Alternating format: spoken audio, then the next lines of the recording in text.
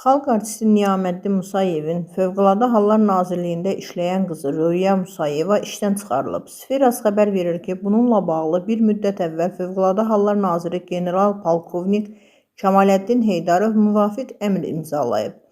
Əmrə əsasən Fövqəladə Hallar Nazirliyinin sənədlərlə və vətəndaşların müraciətləri ilə İş İdarəsində baş məsləhətçi vəzifəsində çalışan Röya Musayeva tutduğu vəzifədən azad edilib.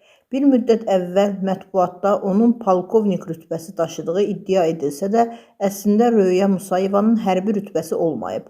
Məlumatı Fövqəladə Hallar Nazirliyinin mətbuat xidmətindən Manşet təsdiqləyiblər.